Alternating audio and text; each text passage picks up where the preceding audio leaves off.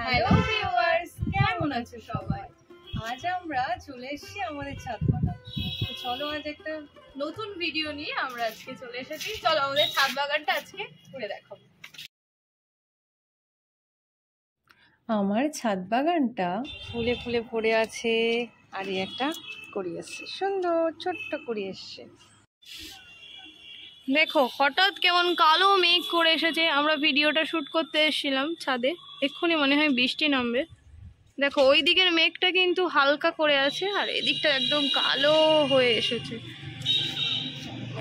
এই দেখো আমাদের বরবটি গাছ, এখানে অনেকগুলো বরবটি হয়েছে।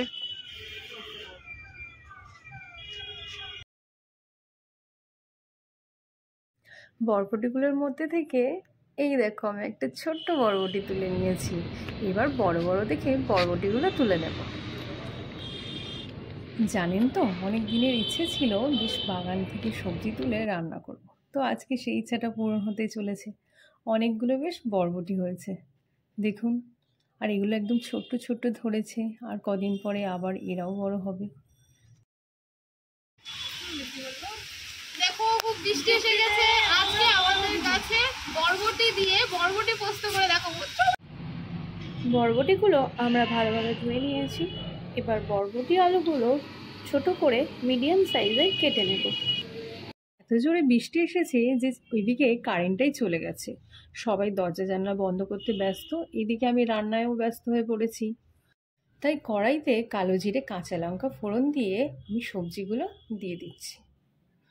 সবজিগুলোতে এবার দিয়ে দিচ্ছি হলুদ গুঁড়ো আর লবণ।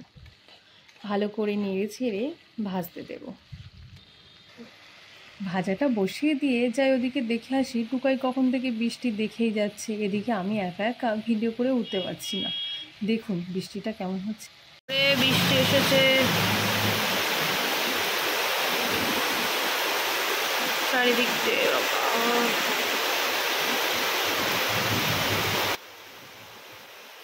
দেখুন কি মুষলধারে বৃষ্টিটা নেমেছে, আর এত জোরে বৃষ্টি হচ্ছে, তার মধ্যে ওরা বালি তোলার কাজ বন্ধই করছে না। দেখেও কেমন লাগে। যাই হোক, আমি চলে আসলাম ইতিমধ্যে। রান্নাটা পুড়ে যাচ্ছে কি না সেটা না দেখলে হবে না। যাই হোক, পোস্তটা এবার দিয়ে দেব। যখন ভাজাটা 90% হয়ে যাবে, আর 10% মতো পোস্তটা দিয়ে ভেজে নিতে হবে। কিছুক্ষণ পোস্ত দিয়ে ভালো করে নেড়ে চেড়ে নেব।